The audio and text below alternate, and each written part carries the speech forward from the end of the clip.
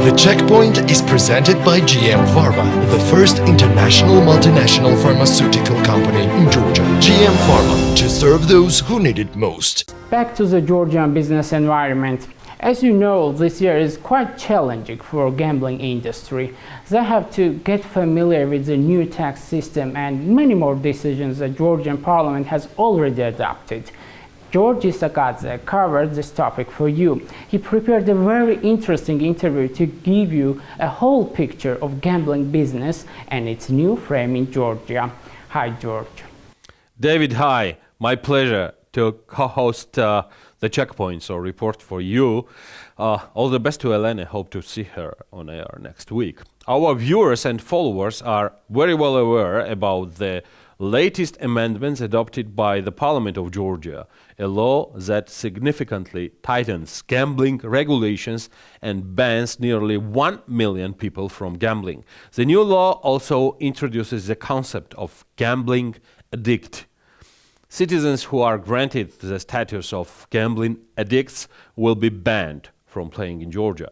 According to the Minister of Finance, the ban as a whole, will affect up to 1 million citizens, which should reduce the turnover of gambling.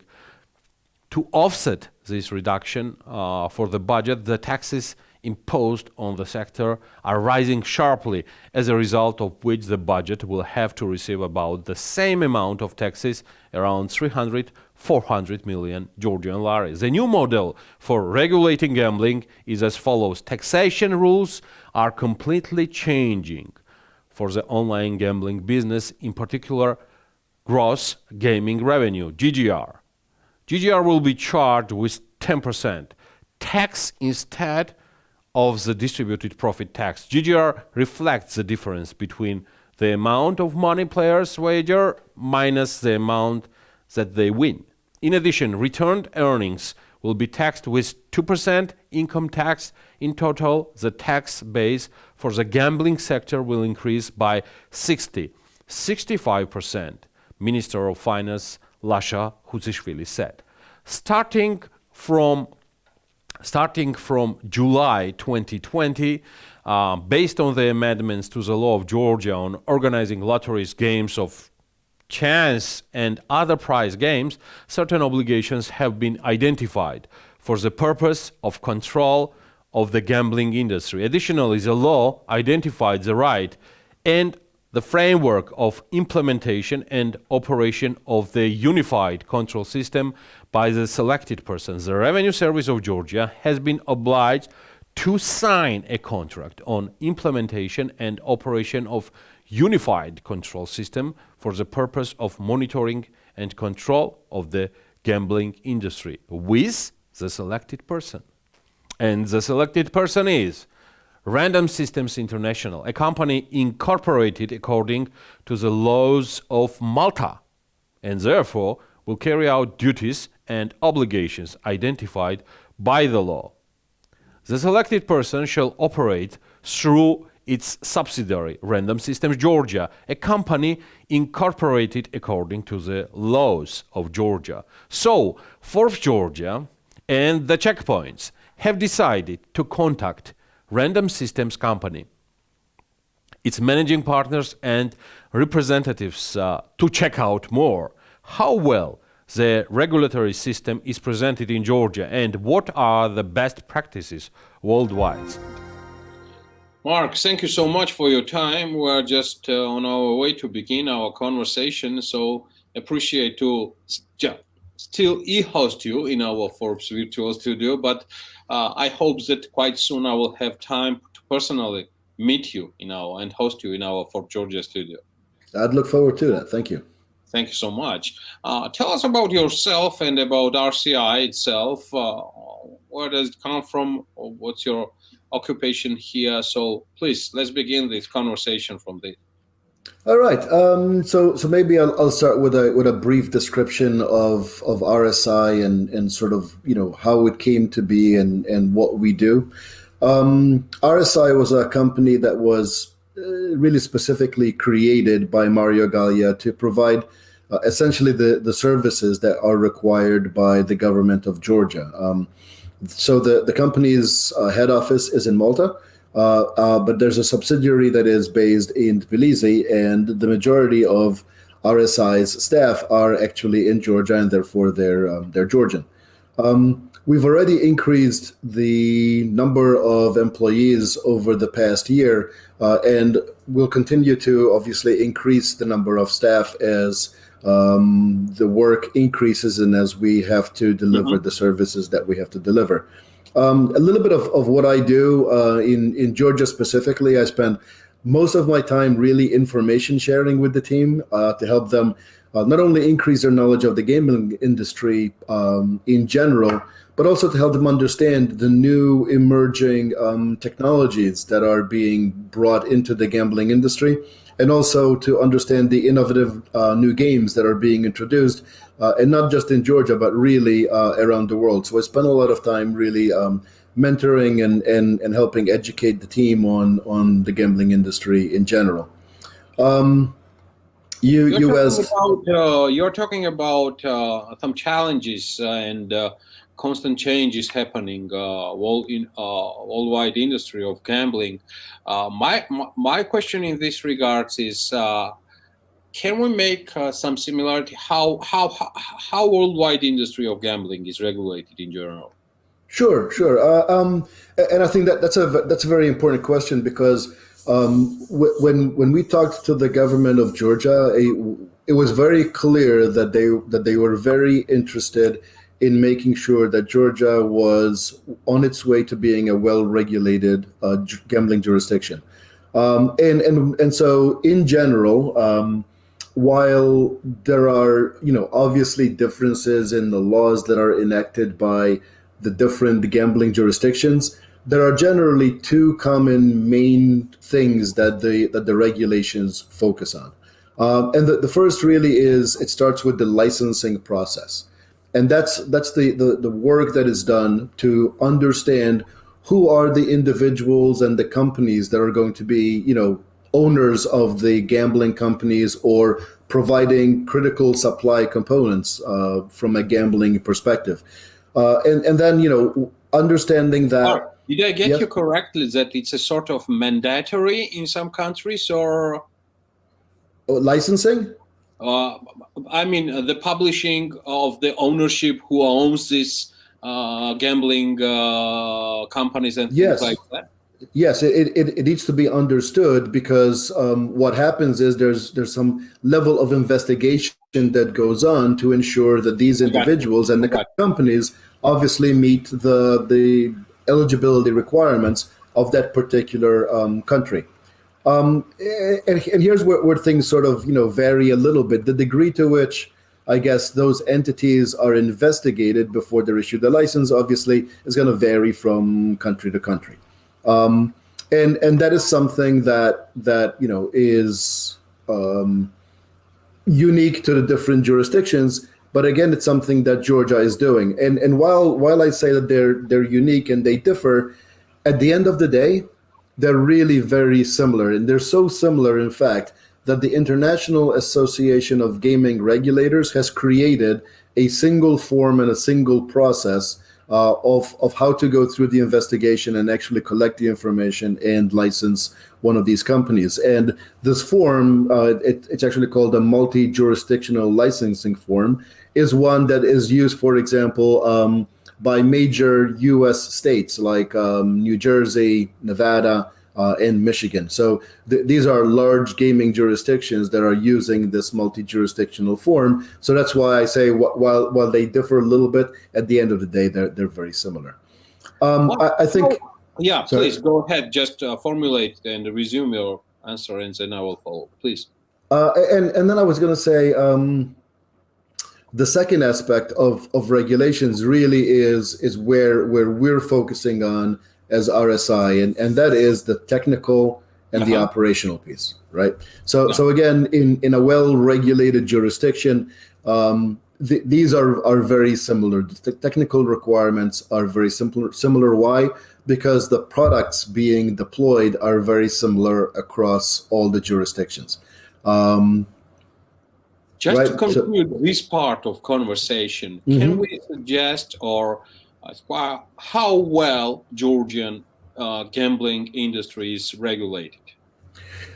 So we're well on our way to becoming a well-regulated jurisdiction. And actually, it's great that you asked me that question, because it really tees up that well-regulated jurisdictions are ones in which the regulator is having ongoing conversations and consulting with the operators and with suppliers, with the industry, and really making sure that they are enacting regulations to provide the appropriate level of gambling oversight, but also to identify ways where that oversight can be provided in the most efficient and cost-effective way, right? So this allows really for the innovation to occur in terms of how the regulations are met, as opposed to telling somebody exactly how you should do something, right? And that's exactly what's going on in Georgia today. The other thing that's important to understand is you can't just, all of a sudden go from this level of oversight to this level of oversight. There has to be a gradual increase. It has to be worked upon in a way that allows the industry to absorb the regulations and to continually improve. And that's exactly what's going on in Georgia. So I think, all in all, Georgia is well on its way, and I think some of the aspects related to monitoring, for example, that have been implemented and which will be implemented in land-based next are some of the things that you will see as tangible proof that this continuum continues to move forward. Last amendments and last changes, what has happened for the gambling industry in Georgia, they're already on, and just partially some of them will be on track since 1st of March, if I'm correct.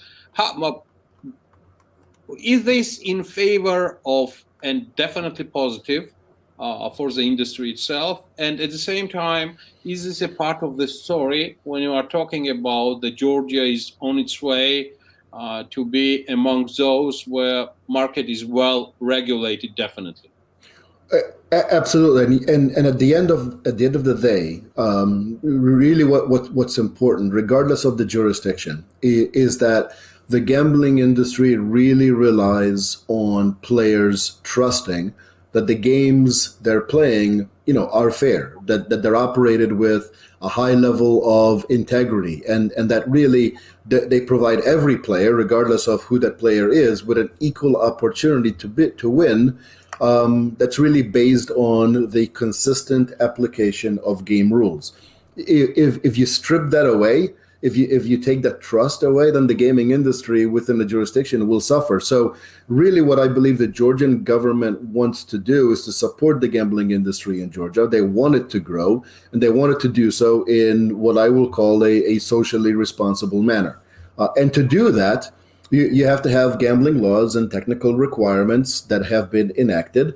The approach that has to be taken is one that has to be, in my opinion, pragmatic and measured and really supportive of the industry, while again moving towards that goal of becoming a highly regulated industry. I'm fully supportive for the last suggestion you made, but at the same time, if I will put myself on the place of the investor or owner of the gambling industry or just company, whatever it is, how can we say that reforms, which were, the last amendments and changes happened in Georgian legislation, there is no predictability, Mark, at the same time, but it happened in a very sudden way. And at the same time, how can we evaluate how this will reflect on investors involved in this industry, because the changes happened in a sudden way, and you are very much aware that investors do not like surprises happening in the legislation that way. So I'm talking about things happening suddenly and with less predictability, even for the gambling industry. Please. I think, look, bottom line, Georgia is not the first and certainly won't be the last country to enact stricter gambling legislation. I think what the government is trying to do is to really protect its citizens.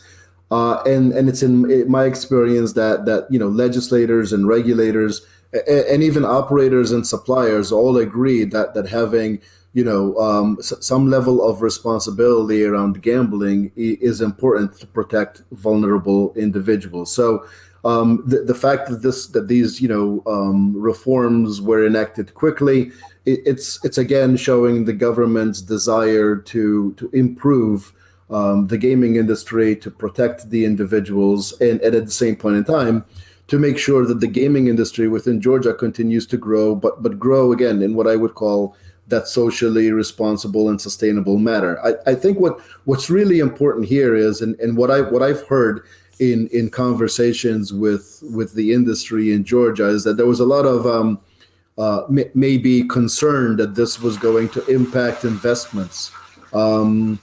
There was maybe concern that correct. I confirm that. Raising the minimum gambling age might seem like it would have a detrimental impact on the business, but the odds are in fact that it will not, and other countries have done the same thing. I've heard there's going to be a ban on advertising, and that also is going to be seen as a negative for the industry. But in reality, many other countries have banned or have significantly restricted advertising. I mean, this includes countries like Belgium and Italy and Spain and United Kingdom, and the business continues to grow there. So really, from an RSI perspective, we understand what the government's decision is and why they made it, and at this point, we don't really believe it will have a negative impact. But I will tell you this, if we see that it is, for whatever reason, we will work with the government to help resolve those negative impacts. And then the last point I will make that goes back to your comment about investors don't like change and they want stability. I think it's very important for everybody in this industry, and especially in Georgia, to understand that as the gambling industry continues to change in Georgia, it continues to grow, it continues to evolve, so too will the laws and the regulations. I mean, they will, out of necessity, also evolve to provide the appropriate oversight and to help the government achieve its goal of a well-regulated jurisdiction. So, that's what we're here for. That's what RSI will continue to do, which is to provide our expertise to the government and to enable this to occur, and to help, obviously, the gaming industry in Georgia grow. Okay, then. Till the next meeting, I'm more than sure that you will definitely give me a call while landing to Tbilisi. So can't wait to see you in person here in Forbes, Georgia office. I look forward to it as well.